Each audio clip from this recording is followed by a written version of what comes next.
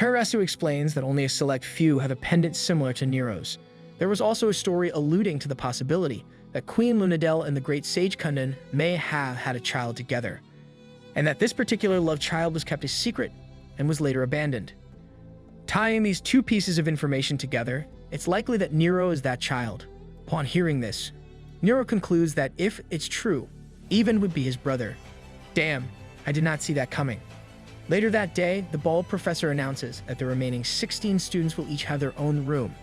As Nero enters his room, he feels a sense of accomplishment as he has now reached new heights. Finally, no more cleaning up other students' rooms. We also get to see Terasu outside her room in the hallway, along with Even, whose room is next to hers. Evan tries to start a conversation with her, but Terasu tells him that he should have been disqualified like his henchman for what he did to Nero, and that the Academy shouldn't have accepted people like him in the first place. Terasu do be speaking facts, but as Terasu is walking away, she recalls the time when he heard Evan tell the headmistress that he liked Terasu. We then cut back to Nero taking a bath at the bathhouse when Evan joins him. He congratulates Nero for no longer being a slave, but Nero voices out his anger by asking Evan why he tried to sell Nero's siblings to his mother's killer. He then tells Nero that he has no part in that arrangement, as he simply replies back to the Regas family by telling them about his current situation. However, Nero is still clearly upset and tells Even that he would kill him if he gets a chance, especially now that Nero is now an official that can exhibit his authority to nobles. You know they're brothers when they want to kill each other. In the next scene, we find Nero outside his room when Neria appears. Turns out Neria's room is next to Nero's. Nero praises her for getting first place in the test of knowledge. Nero then asks Neria for a favor, to teach him more about their world's history. Neria agrees and tells him that she can teach him every day after dinner. That's one way to ask for a date. The next day, Neria tells the story of the Mu Empire. The Mu Empire was 3 different kingdoms: the land of the knights, Laurentia, the land of mages, Aruka, and the land of the elves, Noria. This arrangement lasted for 842 years until the seers of Noria prophesied the coming of the demon lord Seknium. To prepare for this, the 3 kingdoms established the Excanum Academy. Seknium scared the shit out of the empire. The prophecy didn't come true for the next few centuries, but as people started to doubt the prophecy, all kinds of monsters appeared.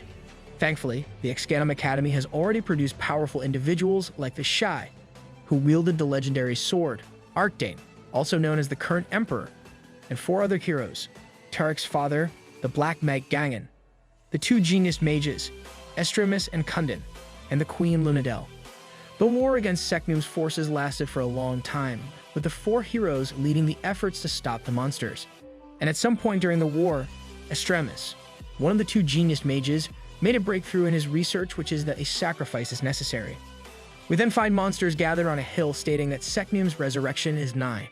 Then, the 5 heroes appear and attempt to stop the resurrection, but to no avail. So, the 2 genius mages call forth the Divine Lord using their blood. The Divine Lord appears, and the 5 bow down, pleading for the Lord to save them. Seknium, who turns out to be a hot chick, tries to attack the Divine Lord, but it is ineffective. Then, Emperor Miran thanks and apologizes to the Divine Lord right before slicing him through his shoulders. The damage he sustains is then reflected in Seknium, which gives the heroes a chance to kill her. Apparently, the Divine Lord Lugard and Demon Lord Seknium are one entity, so what happens to one will happen to the other. After that battle, the body of Seknium is split into 3 pieces. These pieces are scattered throughout the world, and each contains tremendous amounts of power. These pieces are drawn to each other, and if they come together, Seknium will appear once again. Thankfully, one of the heroes had a device to seal these pieces, called the Eyes of Lugard, which have been guarded since ancient times. Unfortunately, they only have 2 of them, as one has been destroyed, and the people guarding it have disappeared. They probably ran out of milk and went out to get some. They sealed one of the pieces in Noria and the other one in Aruka. The 3rd one remains unsealed. A few years later, when the 3rd piece was coming close to another piece, the heroes decided to take action, and the plan was to seal the 3rd piece in the body of someone with a powerful body that has a lot of mana. So, one of the heroes must be the sacrifice, and Kundun is the first one to step up. The real MVP, taking one for the team.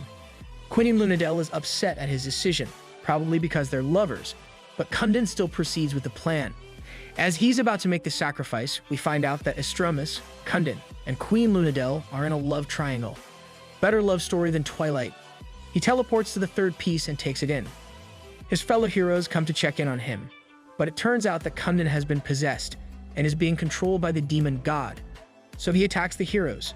Estramus blocks it with his shield, but the shield breaks and disintegrates his arm. However, he still has a plan.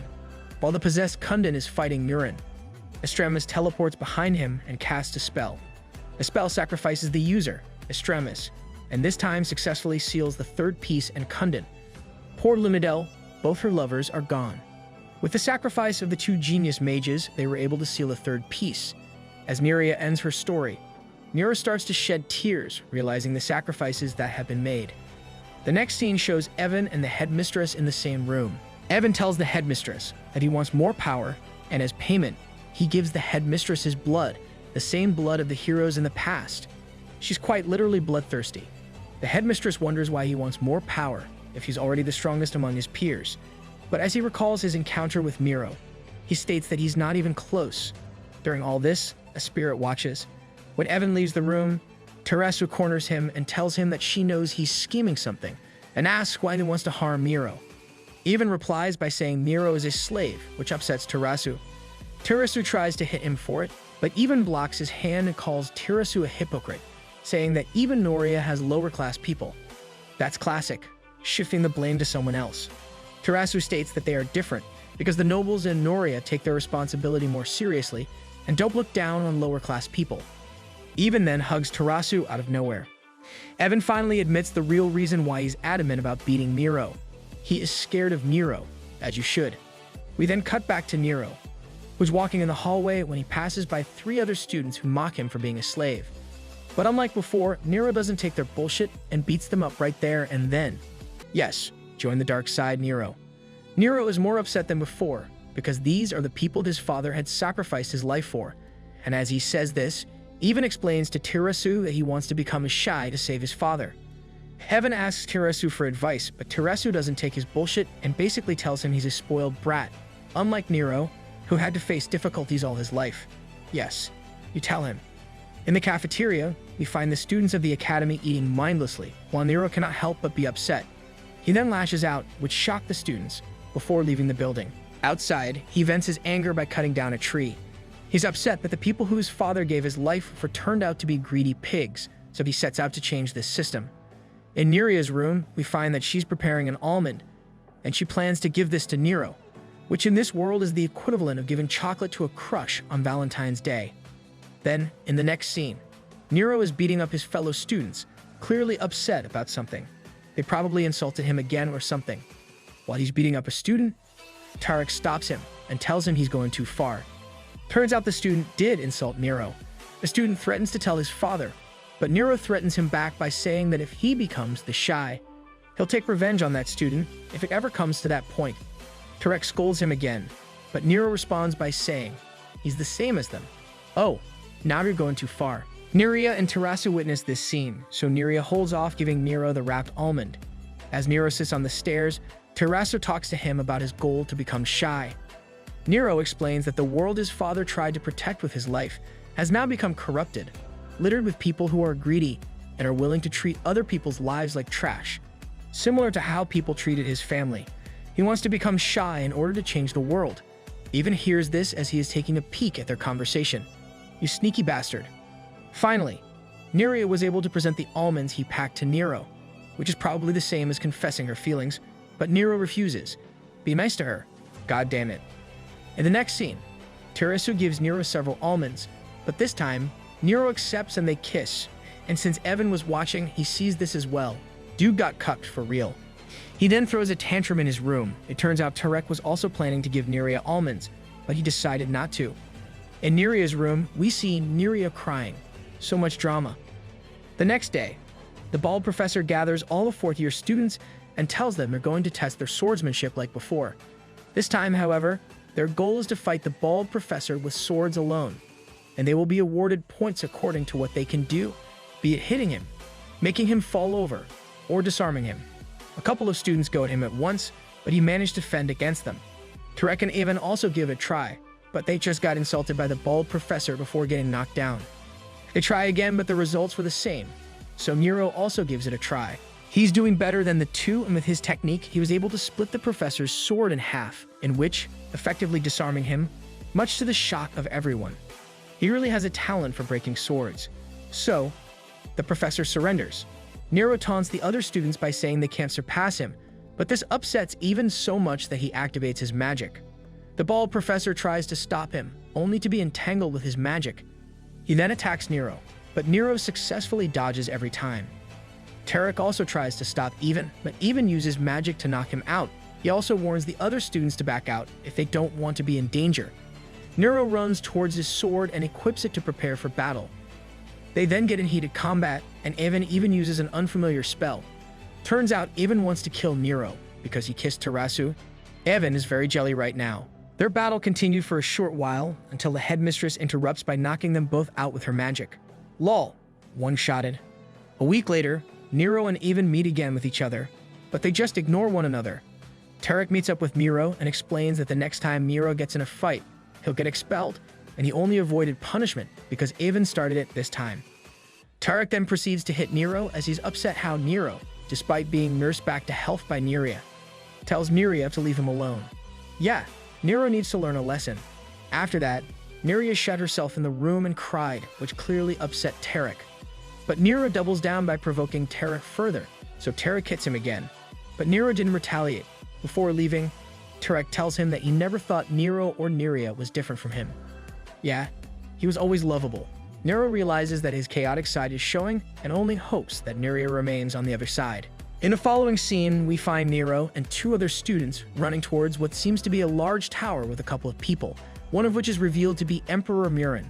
Please teach Nero a lesson. The students show their respects to the Emperor with their formal greeting.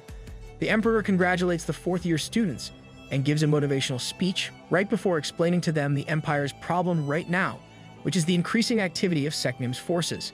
He then explains that as soon as the students complete their exam that year, they'll be put on the front lines, and encourages them to prepare until then. With that, he concludes his speech and leaves. The students express their concerns after realizing that their peace might soon be disrupted because of the war. Great, that means more action and less drama. We cut back to Nero walking in the hallways, reminiscing about the time the Emperor saved him in the mines and gave him his sword. He then enters the room where the Emperor stays. The Emperor cheerfully greets and congratulates Nero for becoming an elite soldier of the Empire, as well as for his past achievement in defeating the monster army in the Omaru mine. But at the same time, the Emperor mentions Nero's fight with Even and how he's showing hatred towards nobles. Nero apologizes, and the Emperor tells him he understands, as the Emperor was probably in the same position before. Nero asks for guidance, but the Emperor simply tells him he needs to train his heart in the same way he trains his sword. After that, Murin asks Nero if he's ready to train his magic swordsmanship. Nice. Are we getting a training arc this time?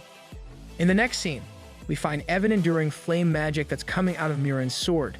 That sounded sus. Turns out Murin is also training Even, though this time, he's encouraging Evan to use his anger rather than control it, which is the exact opposite of his advice to Nero. Murin is two-timing. Elsewhere, Terasu is reminiscing about the time she was kissed by Nero, but she also recalls the time Even hugged her. Terasu is also two-timing. 3 months later, the bald professor, along with the other professors, explain the rules of the next exam, the test of mercy, to the students. The exam shall be taken in groups of 2, and they must defeat enemies along a path. The more they defeat, the more points they'll earn.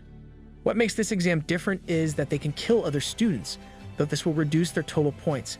This rule naturally shocked all the students. Battle Royale vibes. With that, the students began to form groups. Neria was the most in demand, since they assumed being in a group with the weakest student would lower their chances of being killed. Amidst the requests of other students, Terasu's spirit comes to ask Neria to partner up with her, and so she does. Tarek was upset with this as he sees through the intention of the other students, and because of this, the remaining students were hesitant at grouping up with him. But while this was happening, Nero and Even has already formed a group. Upon seeing this, Teresa recalls his encounters with the two where she gave them her advice for their problems. Neria also reminisces about a similar encounter with Nero where he finally confronts her and tells her about his situation and why he cannot stand by her. After that, Neria simply cries, and we see Nero becoming nostalgic for the shoes Neria made for him in the past. This story has more drama than Twilight. We then cut back to the present. where Nero and Even proceed to go to the forest. We also find Tarek and a black-haired student, who's noticeably nervous since Tarek can easily kill him. But Tarek reassures him that he won't. They find a rabbit, but Tarek argues that the point of the test of mercy is to bestow mercy on adorable creatures like the rabbit. But at the moment, the rabbit becomes a monster and eats a raccoon. Kill it with fire. Our main characters witness this as well. Terasu proceeds to kill the rabbit, and at this point, we realize that the test of mercy tests the student's ability to distinguish whether they should grant mercy or not. Meanwhile, Nero and Even unsheathe their sword after seeing this, but rather than attacking the rabbit, they attack each other instead. While this was happening, Olmu, the monocled professor, is watching the fight. We cut back to Terasu and Neria. Terasu asks Neria why she likes Nero, but Neria comments that she has already given up as he has someone else he likes, Terasu. However, Terasu mentions that Nero used to like him, and it's all in the past now. We then see a flashback of Terasu and Nero's conversation. In it, Nero explains to Terasu that his feelings for her were that of responsibility, much like what he feels for his twin sisters. She just got sister-zoned. He then continues to talk about his flaws, why he saw Terasu as a ray of hope, and the fact that he came to like Terasu because she's what Nero aspires to be. In the end, Nero decided to put a stop to his effort to change himself, and that's also when Nero and Terasu decided to hold off on their feelings. While Terasu is telling this story, Neria cries as she was deeply concerned for Nero and wants to comfort him with all her being. Elsewhere, Nero and Even continue their fight. At first, Nero is getting pushed back and was even injured by Even, and hence, the trash-talking began. Again, we cut back to Terasu and Neria's conversation. Terasu realizes that Neria's feelings for Nero was that of a mother who wants to protect her child, the opposite of what Terasu feels for Nero, as she saw Nero as someone to admire and respect rather than protect. But instead of saying this, Terasu instead tells Neria that her feelings for Nero are similar to hers. In the next scene, Nero and Even are still fighting. The two are fighting evenly, so Nero decides to use the skills the Emperor taught him, but Even also does the same. When their sword clashed, the two realizes that they were both trained by the Emperor. This enraged Even, causing him to attack more furiously, and successfully pushes back Nero. Nero retaliates and disarms Evan, trash-talking him right after. Of course, Evan doesn't take this lightly and says Nero and everybody else are failures. He then uses his monster-like magic, only to end up getting knocked down again by Nero. So, Evan uses an even more sinister magic similar to that of the power of Seknium. At this exact moment, Kundin, who is sealed with the third piece, opens his eyes. Upon seeing Evan's appearance, Nero realizes he uses the same power as Seknium. After a bit of trash talk from Even, Nero attacks Even, cuts off his arm, and stabs his heart. Even still couldn't beat him with all his power-ups. Lamau. Elsewhere, Terasu kills a monster right before asking Neria if she thinks she can overcome the gap Nero has made between him and his peers. We cut right back to Nero and Evan's fight. Even surrenders, but he still shows remorse towards Nero as he claims Nero has been taking everything from him. Little bro got cucked and became a villain. Nero responds by saying they should just talk it out, and he is entitled to it. Nero then reveals that he's Evan's half-brother while showing his pendant, much to Evan's surprise. Evan was doubtful at first, so Nero shows him the pendant and explains what it stood for. He then tells Evan how he was abandoned and adopted by slaves, hence his origin. After that, we see a flashback of what exactly happened between Lunadel and Kundin. Turns out the two had to go their own ways because they both had to protect their home. Kundin is also meant to have a political marriage with someone else. Kundin tries to convince Lunadel to stay with him instead, but to no avail. Even in this world, politics suck. With that, Kundin gets into a political marriage with Evan's mother.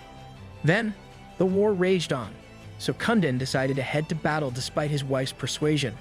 In the war, Kundin gets injured during his fight with a monster. So, Lunadel rushes to the camp where Kundin is residing and finds Estremis and Kundin. Estremis cannot fully heal Kundin, so Lunadel decides to heal him instead. However, this method shortens the lifespan of the user, so Estremis objected. But Lunadel goes through with it nonetheless. If only my healer in games is this selfless. Kundin wakes up to find Lunadel, and the two get into an emotional reunion. After that, Kundin comes back to his hometown. Evan's mother comes to greet and hug him, but Kundin ignores her. That's when Kundin explains his relationship with Lunadel and how she's pregnant with their child, much to the grief of Evan's mother. Everyone is a two-timer, apparently. After that, Kundan tells his wife he'll be leaving and she should just think of him as a dead person. The mother was upset as they were about to have a child. So before leaving, Kundan gave his child the name Even. Don't worry, he'll probably come back once he gets some milk. A few months after that, the war ended, so Kundan must have already been sealed at this point. That's when the rumors regarding Kundan's and Lunadol's child spread, though that rumor died out shortly after. In the next scene, we find Murin being crowned as the Shah and Emperor of the Empire. Every kingdom, including Valencia, Noria, and Aruca, witnessed this crowning ceremony. After that, he meets with Lunadel, curious if the rumors about the child are true. Lunadel confirms the rumors. The two worries as this child will most definitely get caught up in the fight for the throne if he's discovered, but Murin reassures Lunadel that he'll stop the rumors. After that, we see a scene where Evan was born and Nero was adopted by his slave parents. Upon hearing this revelation, Evan becomes even more furious since that means Nero was the reason his father left them. No man, he left for milk. So Evan becomes even more insistent to kill Nero, but Nero refuses to battle to the death. Their battle continues after Evan gets another power-up. Damn, how many power-ups can you have? You're not even the MC. With it, he's able to push back Nero in their battle. Elsewhere, Turek and the black-haired student have just finished their battle against countless monsters. The two are curious why some are extremely aggressive, while others were passive. Lol, they killed even the innocent monsters. We cut right back to Nero and Evan's fight, in which Nero has finally given up. Evan now has the chance to kill him, but after a flashback montage of his experience in the academy, Evan decides not to kill Nero. He then realizes that they are fundamentally the same. Here comes the power of friendship. At that moment, the seal stopping Kundan from going loose cracks. It also turns out that Murin had planned for this to happen. As mentioned by the headmistress, Hydia. After the exam, the professor goes ahead and tells the score of each group.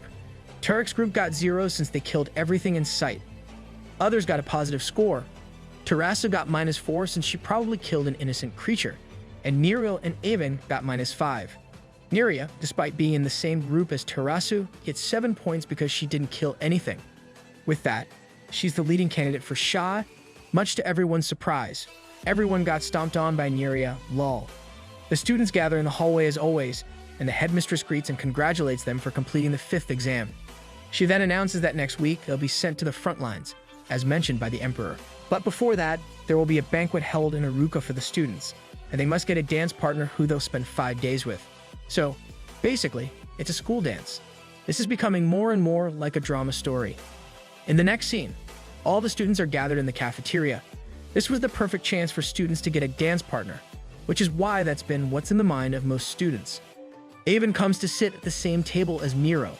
Are they friends now?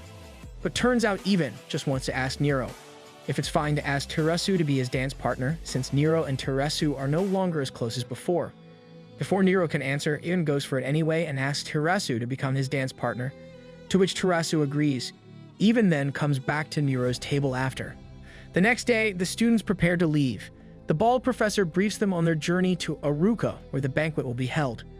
Each couple is assigned to a royal carriage. Before going in, Nero finds Turek and Neria, as well as Tarasu and Evan going inside their respective carriages. In Nero's carriage, we find him with his partner, who's reading a book. She didn't want Nero to talk to her as she doesn't want to get close to him. Fair enough. Meanwhile, in the other carriages, Turek and Neria get along well as Turek tells her stories of his childhood. On the other hand, Tarasu and Evan have a more meaningful conversation, as Tarasu asks Evan why he's always with the headmistress. Evan explains that people comparing him with his father, as well as Nero's appearance, resulted in his inferiority complex. That's why the headmistress offered to give him more power in exchange for blood was a tempting deal. The power he got from the headmistress was the power of Seknium. Though it surprised him at first, he has come to accept it as part of his own. The journey continued and our characters began to come closer because of it. And all this time, Nero is just bored out of his mind. The carriages then stop and the students are ordered to stay in an inn nearby. As the students are getting out of their carriages, Nero finds Turek and Neria and Tarasu and Evan, who are much noticeably much closer than before. Oof, that must be painful. As they walk to their inns, Nero is slowly realizing that he's hurt, though he doesn't understand why at first. This is his first heartbreak after all. This continued until the end of the day. The next day, the students continue their journey to Aruca via carriages. Terasu, upon seeing the violin in their carriage, asks Evan to play it. Evan goes along with it and plays a song. In another carriage, we see Turek and Neria still talking about their childhood, though Neria is the one doing the most talking this time. All the while, Nero is struggling to converse with his glasses partner. In the next scene, the students are on a boat. Nero witnesses Terasu and Evan bonding. He's getting jelly now. So he leaves his glasses partner to lie down, but he also witnesses Neria comforting Tarek, who is seasick. He gets even more jelly. Finally, they arrive in Aruka. While in his room, a butler comes to give Nero his outfit, which he then wears. During a banquet, we see Nero being approached by two nobles, who probably want to make connections with him after assuming he's from a prestigious family. But upon knowing that he's a slave, they awkwardly withdraw. Lol, little bro probably has a noble repellent. After that, he finds Terasu in her beautiful outfit and is mesmerized by it, until Evan greets him in a friendly manner. Oh, are they actually friends now?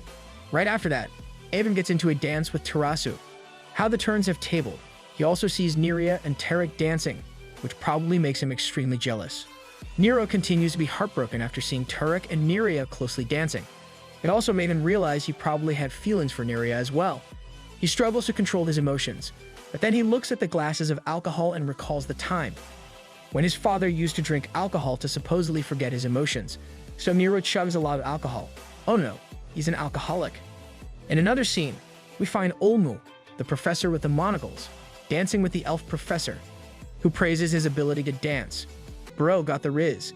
At that moment, Olmu lets go of his partner and go back to being his vigilant self. Never mind. He realizes that the headmistress who likes to be the center of attention isn't there, so he assumes she's plotting something. True enough, he finds the headmistress plotting something with a suspicious person. The headmistress talks about the students in the battlefield, but Olmu cannot hear their conversation properly. He tries to get closer, but he alerts the headmistress, who instantly shoots a fireball in his direction. Thankfully, Olmu was able to teleport away. Back at the banquet, Nero was already drunk. Because of this, he proposes to dance with everyone he sees. As he's about to fall over, Terasu grabs his hand and keeps him standing. She then tries to escort Nero to his room. Evan sees this and escorts Nero instead since he's technically his brother. Slowly but surely, Evan is getting softer. In the next scene, we find Tarek and Neria on the balcony. They were about to kiss, but Neria decides against it as she still has feelings for Nero. There's more drama here than in Wattpad stories. Meanwhile, Nero tells Evan he likes him, only to find out that Nero was referring to Neria. The next morning, we see Nero waking up from his hangover. He roughly recalls what happened that night, which embarrassed him. He then finds a letter, which is most likely from Evan, telling him he'll kill Nero if he ever has to do that again. Evan is a tsundere. Elsewhere, Olmu is checking a list of names of students and realizes that those who can potentially become a threat are separated from others. He proceeds to burn this list and make a new one, declaring that he's rebelling against the headmistress. As always, Olmu is the real MC of this story. The students gather in the hall. Nero and two other students arrive later, so they were scolded by the vice principal. Afterward, the vice principal announces that they'll be dispatched to Aruka and Noria to fend off against Seknum's forces. This mission will serve as their 6th exam, the test of authority. This surprised not only the students but also Olmu. The students are then divided into 2 groups consisting of 8 students each. Group A will go to Aruka and Group B to Noria. The vice principal announces the students in each group. Unfortunately, Tarek is the only main character in Group A. The rest, including Nero, Terasu, Neria, and Evan, are in Group B. As they prepare to leave, Olmu tries to warn Group A, specifically Tarek, to do his best to survive. Why'd you have to give my boy Tarek a massive death flag like that? The students bid their farewells to their friends. Neria gives Tarek a bracelet she made herself, and Terasu bids farewell to the green-haired elf princess. With that, each group starts its journey toward the different regions. In the next scene, we find a camp of soldiers struggling to fend off against Seknum's forces. They brief the professors about their situation and how the enemies seem to have known about their attack. There's an imposter among us.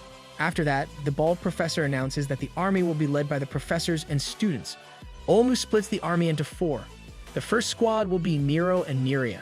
The second squad will be led by Terasu and Evan. And the third squad will be led by the remaining 4 students. In other words, the students will become the lieutenants of each squad. The students didn't know what to do at first, so Gerard, the bald professor, scolds them and tells them they should be more serious than ever as they're on the battlefield. Hopefully, there will also be less drama. After that, each student goes to their platoon. We first find the platoon assigned to Nero and Neria. When asked who's the lieutenant, Neria pushes Nero as she's too shy to introduce herself. At that moment, we get a flashback montage of Nero's journey to become a soldier. Then, he gives a motivational speech to the soldiers, which boosted their morale. After much planning, the army has decided to set out in 3 hours. Once the other people have left, Nero asks Olnu why they're not sending anyone to save the slaves that are being attacked by 100 monsters.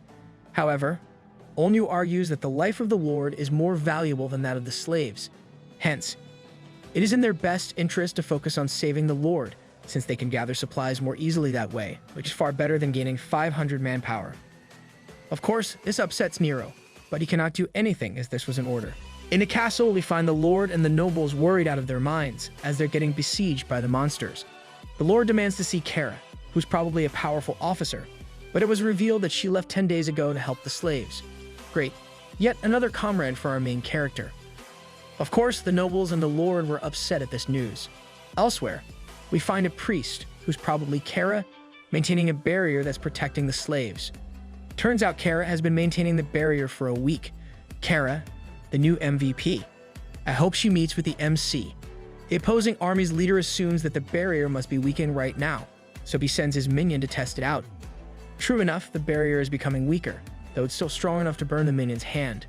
So, the leader commands his underlings to throw whatever they can find into the barrier. Inside the barrier, a soldier tells Kara that reinforcements from the army are coming, but Kara knows that the reinforcements are probably not for them, but for the nobles and the Lord, her adoptive father.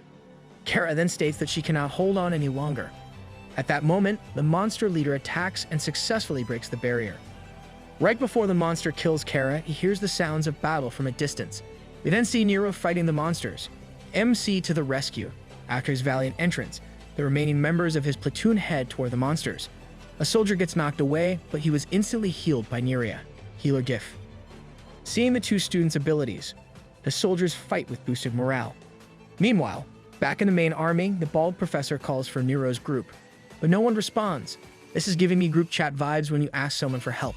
Someone then says they went for the slaves, prompting Olmu to realize that this insubordination may just cost Nero everything.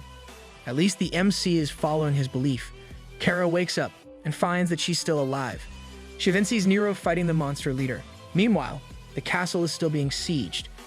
The Lord receives news that the army is sending reinforcements, albeit it's a bit smaller now since Nero's squad is not taking part.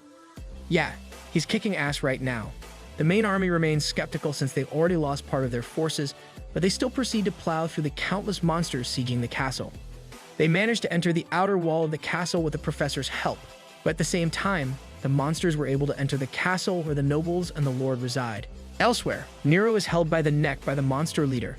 Never mind, he's not kicking ass. Nero has his sword deep in the monster's chest, but the monster simply regenerates the wound, so Nero cannot take the sword out. But as the monster is in the middle of trash-talking him, Nero casts his spell and blows up the leader. With that, the soldiers begin to counterattack more furiously. Kara then thanks Nero for protecting the slaves. Yes, is that another ship? During the battle, the slaves thank Nero, but rather than simply accepting their thanks, he encourages them to step up and protect themselves with their own hands. He then explains that he was also born as a slave. With this, he was able to encourage the slaves to take up arms even though slaves aren't allowed to hold weapons. Nice. Plus 500 soldiers. We then cut back to the main army, who are slowly getting surrounded by the monsters. The professors too are running out of mana and stamina, but right before they get completely overwhelmed, the sounds of another battle come from a distance. It turns out Nero, his squad, and the slaves have successfully defeated the 100 monsters and have come as reinforcements. Witness the power of the MC. Nero instructs the slaves to take a weapon from fallen monsters and soldiers if they still don't have one. Then, he meets with Olmu, who slaps and reprimands him for disobeying orders. However, as they are still in combat, they make a battle plan. The monster captains arrive, so they intend to fight them if they want to proceed. Olmu casts a buff on Nero and Avon and instructs them to save the noble and his son. I wish my teammates are as reliable as Olmu. During the battle, everyone heard a voice in their heads.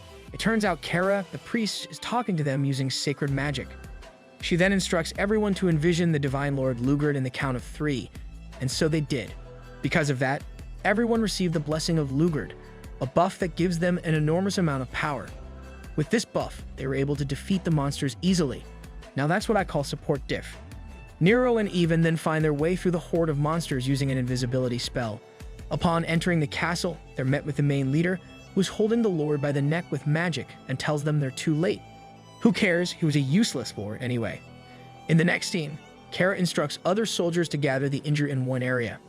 Once that's done, Kara attempts to heal them with her magic, which she was able to do successfully.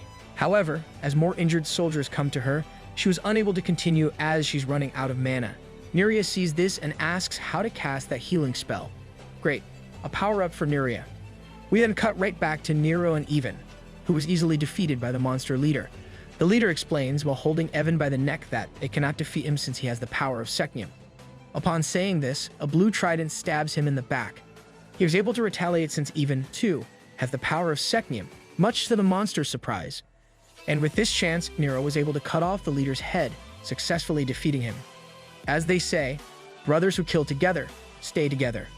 Meanwhile, Nerea is trying to cast the sacred healing magic that Kara cast earlier.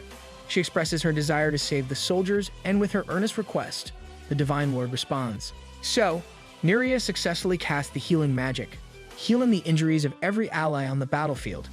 Nerea is extremely OP. With that, they were able to win this battle and everyone celebrates.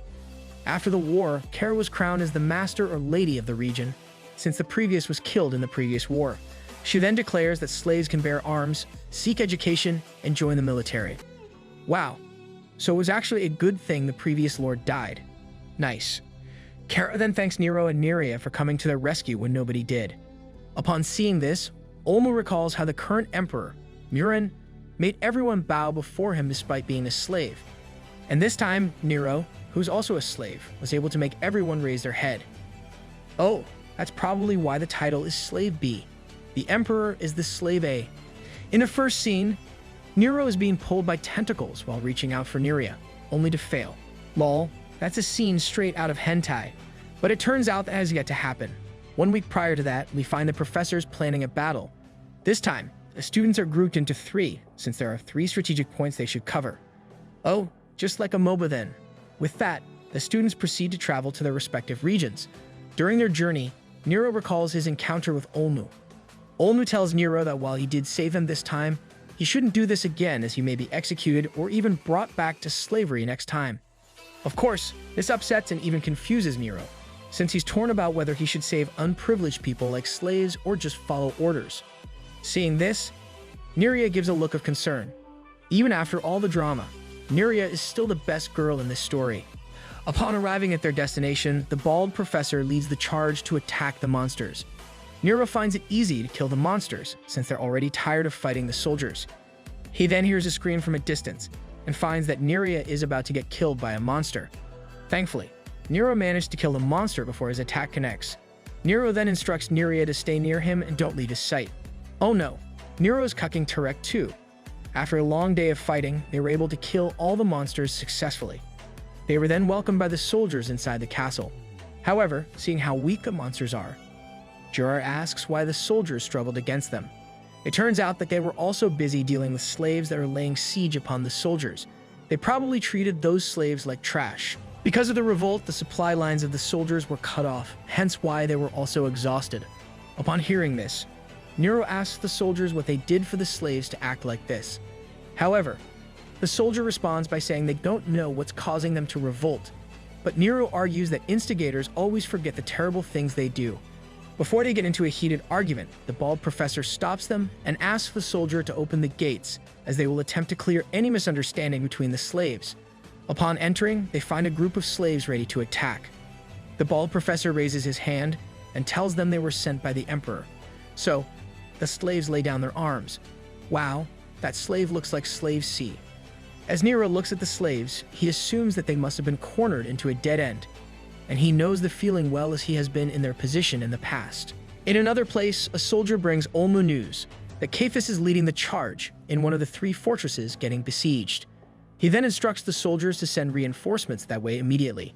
Tirasu asks who Cephas is, to which he explains is one of the leaders who can turn people into emotionless beings with only their darkest thoughts. Mind control that explains why we got a scene out of hentai earlier. It was then foreshadowed that the slaves in the fortress that Nero and Neria were assigned to are probably being controlled. While on their way to the inner castle, Gerard asks the slave leader what caused them to revolt, to which the leader answers was, because nobles are greedy. They restricted the slaves' food supply and didn't allow them to arm themselves. For that reason, they've decided to rebel. After hearing this, Nero gets upset since he has been on the receiving edge of this greediness in the past, and understandably, the slaves are incredibly furious and want to retaliate. So, Gerard and the slave leader come to a compromise. They agree that would come to the castle to negotiate with the nobles, and if they attack, they will help them siege the castle. With that, they proceed to go towards the castle gates. On the way, they pass by the statue of the Lord, Aslan, who was supposedly a noble known for fighting for the rights of slaves. Well, that seems suspicious then. While walking toward the castle gate, a warning shot was fired in the direction of the bald professor. Gerard attempts to negotiate with the Lord by saying they were sent by the Emperor, but Lord Aslan refuses and asks them to leave. At that moment, the slave leader yells at Aslan and demands they open the gate and share their provision.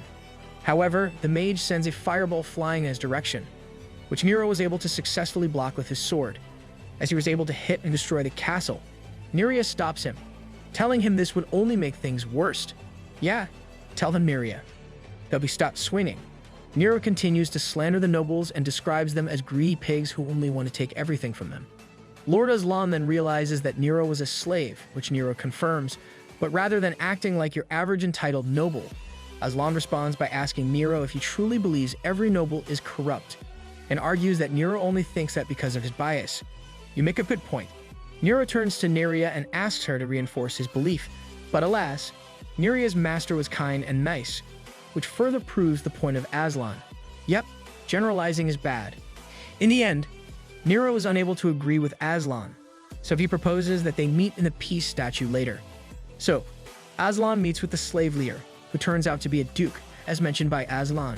Before starting the meeting, Aslan explains to Nero that the truth is unsightly at times. True enough, when Aslan sits in the chair, it explodes in front of Nero. Right after the explosion, the slaves went right into attacking the nobles. Seeing this, Nero was in disbelief since he always thought slaves were the good guys. Well, there's bad in everyone, even slaves. Nero just stood there while everyone was retreating, so the bald professor had to get him back to reality. Despite the slaves' attacks, they were able to retreat successfully due to the mage's magic. However, Neria got hit by arrows after helping Nero get inside the gate. The mage immediately went to her aid and used healing magic, so she was able to avoid death, though her injuries are still fatal. Inside the castle, the mage points Nero toward the graves of men, women, and even children that the slaves have killed. Great, another character development for Nero. The mage then explains why the slaves are acting like that. When Aslan became the lord of the city, he made a policy granting slaves financial rights. With this, they were able to participate in the city's economy and essentially become merchants. Of course, commoners and nobles were opposed to this idea, but Lord Aslan went through with it anyway. Wow, he was such a nice guy. Too bad he's dead. That's because he was also once a slave due to his evil stepmother. He became a noble years later, so he truly cared for slaves. Because of this policy, a lot of slaves were able to be wealthy, some even richer than the nobles themselves. When this happened, the slaves acted similarly to nobles in that they treated those with less money than them like trash. They really pulled out the Uno reverse card. To remedy this, Lord Aslan increased the taxes on slaves, and this caused the slaves to become upset. Then Seknium's forces invaded. When the city was conscripting soldiers, the slaves declined with the excuse that they were not allowed to bear arms. Moreover, when the city distributed supplies, they distributed it equally among the nobles, commoners, and slaves. This upset the slaves who were wealthier than the nobles as they thought it was unfair they received the same amount of supplies as people who were poorer than them. And as such, they revolted. Whenever the city would receive supplies, they would intercept them. So, they just want to have their own kingdom. In short, they had become what they swore to destroy. Naturally, this upset Nero, so he went outside to fight against the rebel slaves. The slave leader was confused as to why Nero, who was a slave, isn't on their side. Oh, I don't know, maybe cause you are crazy. Nero tells the slave leader that they're just murderers who even killed children. The leader responds by saying that sacrifices must be made, in the same way the Emperor made sacrifices to get where he is. Nero argues that the Emperor must have gotten to his position using just methods. With that, he proceeds to kill the slaves. Meanwhile, we find Nerea talking about how Nero ends up being hurt whenever he sets out to hurt other people. True enough, while he's killing the army of slaves, he's becoming more guilty. As the battle continues, Nero uses large-scale magic, much to the surprise of the mage. The bald professor explains that this is the power of Shy Candidate. Then, a bird delivers a letter with news to the mage. The letter explains that Caiaphas is in that city, and if they wish to succeed in this battle, they need to find its main body. This definitely has Among Us vibes. On the battlefield, we find a child holding a knife looking for his father. It appears that he's the son of the slave leader. Seeing this, Nero became even guiltier after realizing that he may have killed someone's father. We then see Nero's shadow slowly getting murkier. Gerard hurriedly runs toward Nero to tell him of the news about Caiaphas' appearance. In the meantime, the kid searches for his dad. When he finds the pile of bodies, he realizes someone must have killed him, so he stabs Nero in the hand. Nero retaliates by holding his hand, and we see Nero's mind slowly getting corrupted with evil thoughts. As he was about to cast a spell and kill the kid, Gerard was able to stop it by pushing the kid away. The kid got yeeted. He then explains to Nero that this was a trap set by Caiaphas. True enough, shadows ascend from the corpses of the slaves. Gerard destroys the shadows and tells Nero to find the main body.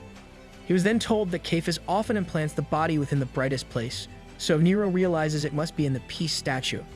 It turns out there's a hidden hatch under the statue, so he goes down the hatch only to be met with Emperor Murin, or at the very least, a vision of Murin created by the monster. Murin's illusion questions Nero's desire to become like the valiant heroes he has heard in the stories. He also questions Nero's belief that becoming a hero will change the world. Murin continues to argue that despite Nero's father, Kundun's sacrifice, people didn't change. They're still corrupt, and essentially everyone is, as they move based on their desires. He even argues that even Kundun moved based on his desire, and he desired Lunadel. Basically, this Murin is a bitter AF. He continues to corrupt Nero by saying that everyone acts on their desires, his friends, other slaves, and even himself, as Murin convinces him into thinking that he started looking down on other slaves when he got in his position.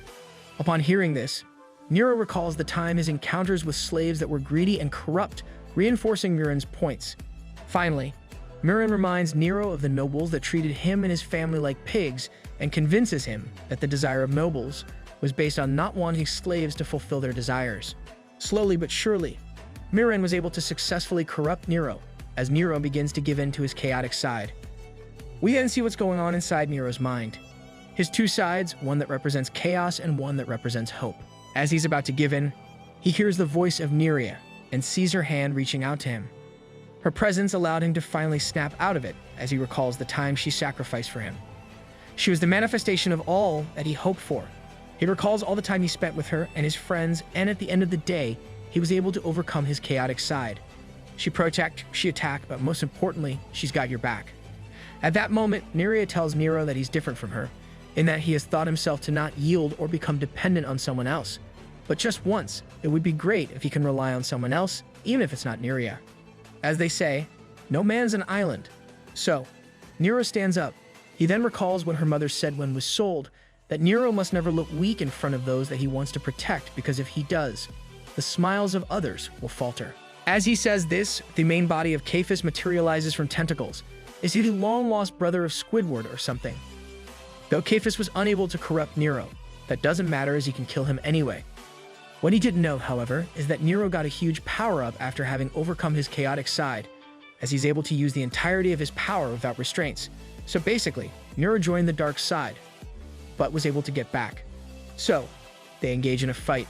Nero was able to slash Caiaphas, but he retaliates and knocks Nero away. Thankfully, though, Nero has a mana shield, much to his surprise since he wasn't able to use this magic before. He understands that he's much stronger now than before, as he's able to use spells that he was unable to use before. So, they go for a round 2, that's what she said. This time, Nero was able to overpower Caiaphas, and during their fight, he recalls the time when the Emperor Murin was training him. Murin explains that everyone has a power, and it's within their heart. Only by consuming the darkness inside them will they be able to awaken their true power. True enough, Nero is able to resonate with the power of Lugard. He then recalls Murin saying that Seknum's forces are weak to this power, so he tries to use it against Caiaphas. Caiaphas retaliates by attacking him with the power of Secnium, but Nero was able to absorb the power with his sword. Upon doing so, a scene of Kundan's seal appears in his head. Caiaphas asks Nero if he inherited Murin's sword, since the legendary sword, Arcdane, was the only one that can absorb everything. We then find Emperor Murin talking to his sword, indicating that this may have a connection to Nero. However, Nero states that his sword is his own, but Caiaphas explains that the power comes from the user and not the sword, so he decides to end Nero there to stop that power from growing. However, Nero retaliates by teleporting behind and successfully kills him. Nothing personal, kid. Elsewhere, Nerea is trying to pave a path to the outside by casting spells to destroy a rock, but she was unable to. She then cries due to her incompetence, but Nero helps her destroy the rock and reassures her right before kissing Nerea. Finally, the ship is finally sailing. Upon killing Caiaphas, the slaves and even guards that were being controlled by him loses consciousness and dies. It turns out there were a lot of puppets under his control, and Nero realizes just how much destruction a demon lord can cause. While the slaves did some terrible things, at the end of the day, they were being controlled, and they didn't deserve to die. With this achievement, Gerard and the soldiers recognize Nero and Nerea as proper heroes of the Empire. And though he's receiving the honor, Nero cannot seem to be happy about it. On their way back, Nerea admires Nero for becoming as powerful as he is, but Nero tells her that he couldn't have done it without her. He also admires Nerea for not having fallen to her chaotic side, unlike Nero. Nerea is just so incredibly wholesome. Nero then expresses his concerns about his understanding of people, as he has realized that he doesn't know the world as well as he thought. They then arrive at the camp where the two other regiments are, who apparently have won their battles as well. They are greeted by Olmu, who congratulates them for defeating Caiaphas. Gerard explains that it was Nero and Nerea who defeated him, which impresses everyone, especially Terasu and Even, as they realize that they must be as strong as Emperor Murin if they were able to defeat Caiaphas. I personally don't think so, maybe in character. Olmu asks Nero if he's able to find an answer to his question, to which Nero responds by saying he really didn't know much of anything. Olmu was probably hoping for that answer because he says that Nero has grown. Olmu then explains that there are two kinds of people in the world, those who are unaware of their ignorance and try to oppress those that go against their belief, and those that are aware of their ignorance and try to learn as much as they can. The former will always be a child, but the latter will be an adult, and Nero has demonstrated that he is an adult by recognizing that he doesn't know anything about the world. In the next scene, the students are eating dinner while celebrating their victories. Nerea dozes off, so Nero attends to her by taking Nerea to her room. Their fellow students, including Terasu and Even, see this and assume there's something going on between the two. Well, there is. Of course, Terasu is a bit jelly, but she accepts that Nero and Nerea are together now. As she leaves, Even follows her and asks how she'll respond to his feelings for her, to which she responds by saying that he's made far too many bad decisions, so she cannot accept him. Yeah, you fucked up countless times, man. Meanwhile, Nerea tells Nero to rest as well, but Nero tells her that he'll meet his birth mother in a few days. Finally, the long-awaited family reunion. We find the army running in direction. They are clearly exhausted, which is understandable since it turns out they've been traveling for 2 weeks non-stop. At that moment, they receive a response to the letter they sent the Emperor days ago, that they have been approved to stay at the Tower of Desire to rest. Some of the students, especially Nero, were unfamiliar with this place. So Olmu explains that it's where the palace that handles the Empire's internal affairs and where the taxes that have been collected go to. It's also essentially a preschool. I feel like taxes and preschool doesn't go together, but you do you.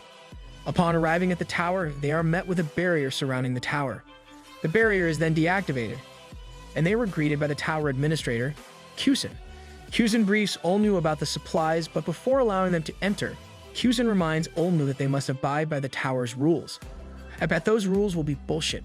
Right after entering, a kid asks them to fill out a form that consists of a list of questions about their personal information.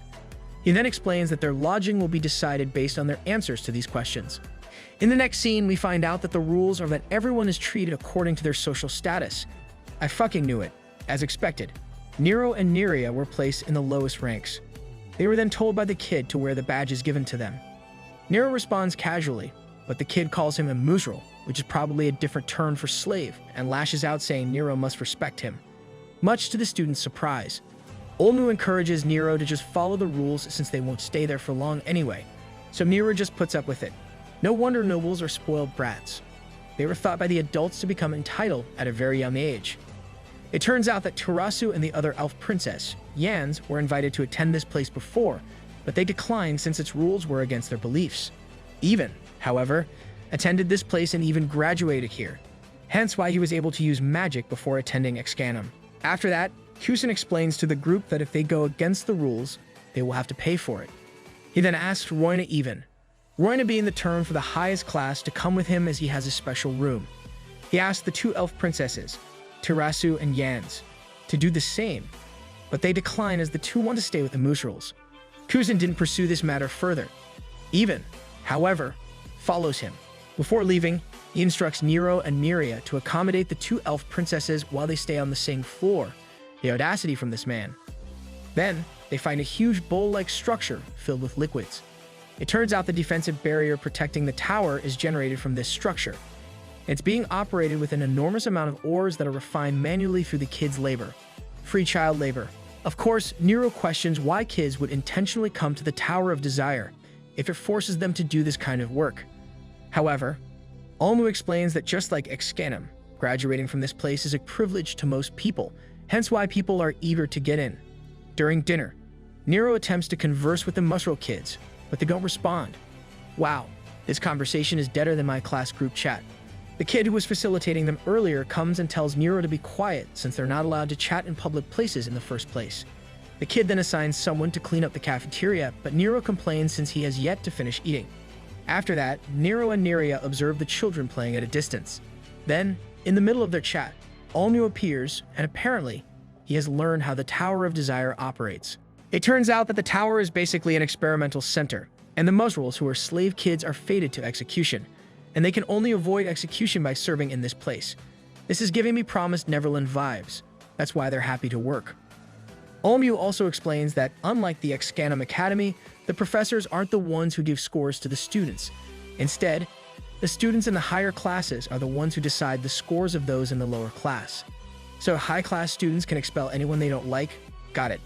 Elsewhere, Kusin is talking to Evan and reminds him about the responsibilities of nobles. Kusin also reminds Evan of his experience inside the tower, where he supposedly made a terrible decision. We then cut right back to Nero, Neria, and Olmu. Olmu further demonstrates the nature of this place by summoning a lot of coins.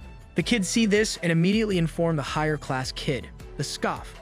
Upon seeing this, the Scoff instructs them to call the Roinas as well. If I were there, I would have taken everything. Olmu explains that they act like this because they were conditioned to only take what they deserve according to their social status. So, since the Musrals or slaves only earn so little, they didn't take any of the coins as they didn't think they deserved it. Instead, they called the higher class students.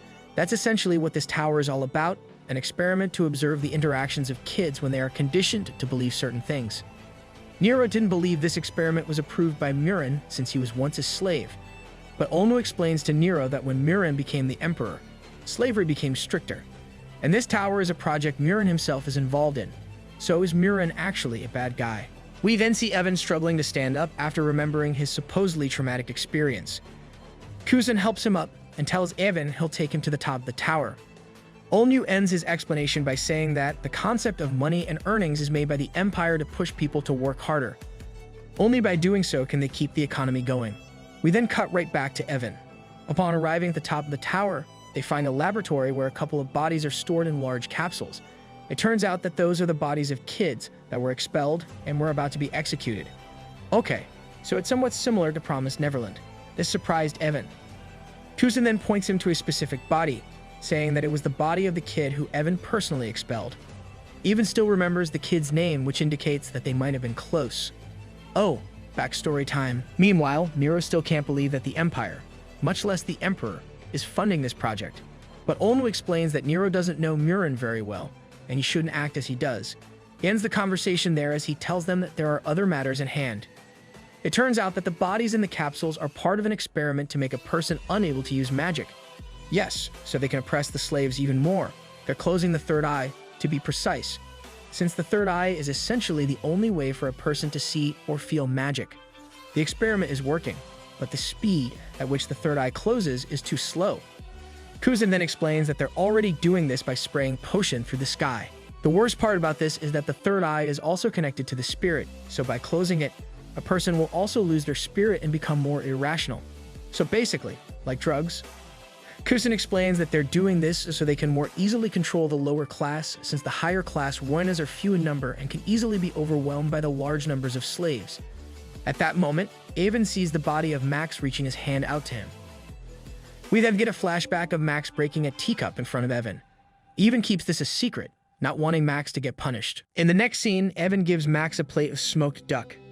Evan then explains to him that while he's being taught to kill people, he doesn't want to. I'm starting to like Evan again. He then tells Max that if he kills someone, it would not be him, but Roina. Then we see Max getting caught for trying to steal a supposedly important object, but Max states that he had no choice since he needs to buy medicine for his mother.